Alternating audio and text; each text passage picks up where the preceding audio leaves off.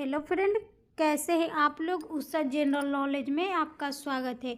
आज हम आपको बहुत ही अच्छा कहानी सुनाने जा रही हूँ। आपको यह पसंद आए तो वीडियो को लाइक कीजिए और चैनल को सब्सक्राइब भी कीजिए। यह कहानी एक राजा और दो घोड़े की है। तो चलिए कहानी को स्टार्ट करते हैं। सबसे पहले कहानी है बादल और राजा दो घोड़े की कहानी। चुनौतियों पर काबू पाने की सीख देती है प्रेरणादायक कहानी।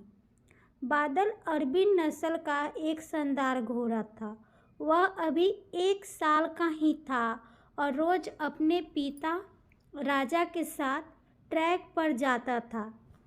राजा घोड़ों की बाधा दौड़ का चैंपियन था और कई सालों से वह अपने मालिक को सर्वश्रेष्ठ घुड़सवार का खिताब दिला रहा था। बादल भी राजा की तरह बनना चाहता था, लेकिन इतनी ऊंची ऊंची और कठिन बाधाओं को देखकर उसका मन छोटा हो जाता और वह सोचने लगता कि वह कभी अपने पिता की तरह नहीं बन पाएगा। एक दिन जब राजा ने बादल को ट्रैक के किनारे उदास खड़े देखा तो बोला, क्या हुआ बेटा, तुम इस तरह उदास क्यों खड़े हो। कुछ नहीं पिताजी, आज मैंने आपकी तरह उस पहली बाधा को कूदने का प्रयास किया, लेकिन मैं मुंह के बल गिर पड़ा। मैं कभी आपकी तरह काबिल नहीं बन पाऊंगा। राजा बादल की बात समझ गया। अगले दिन सुबह सुबह वह बादल को लेकर ट्रैक पर आया और एक लकड़ी की लठ की तरफ इशारा करते हुए बोला, चलो बादल, जरा उसे लठ के ऊपर से कूद कर तो दिखाओ। बादल हंसते हुए बोला, क्या पिताजी, वो तो जमीन पे पड़ा है, उसे कूदने में क्या रखा है।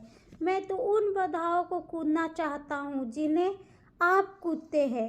मैं जैसा कहता हूँ करो, राजा ने लगभग झपटते हुए कहा। अगले ही क्षण बादल लकड़ी के लठ की ओर दौड़ा और उसे कूद कर पार कर गया। शाबाश, ऐसे ही बार बार कूद कर दिखाओ। राजा उसका उत्साह बढ़ाता रहा। अगले दिन बादल उत्साहित था कि शायद आज उसे बड़ी बाधाओं को कूदने का मौका मिले, पर राजा ने फिर उसी लौट को कूदने का निर्देश दिया। करीब 1 हफ्ते से ही ऐसा चलता रहा। फिर उसके बाद राजा ने बादल से थोड़े और बड़े लठ कूदने की प्रैक्टिस कराई। इस तरह हर हफ्ते थोड़ा थोड़ा करके बादल के कूदने की क्षमता बढ़ती गई और एक दिन वो भी आ गया जब राजा उसे ट्रैक पर ले गया।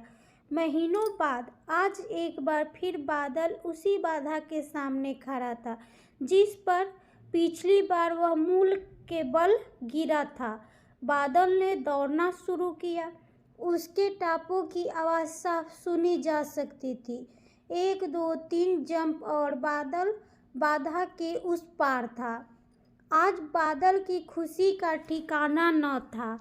आज उसे अंदर से विश्वास हो गया कि एक दिन वो भी अपने पिता की तरह चैंपियन घोड़ा बन सकता है और इस विश्वास के बलबूते आगे चलकर बादल भी एक चैंपियन घोड़ा बना।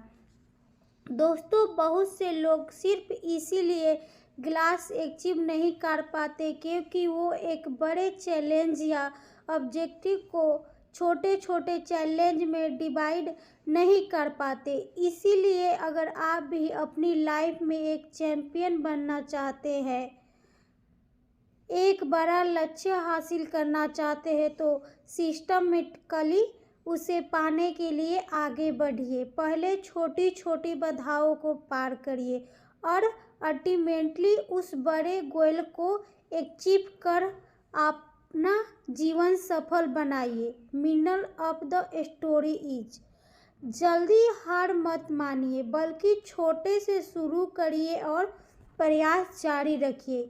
इस तरह आप उस लक्ष्य को भी प्राप्त कर पाएंगे जो आज असंभव लगता है। और इस तरह की वीडियो देखने के लिए हमारे चैनल पे हमेशा बने रहिए। इसके लिए धन्यवाद।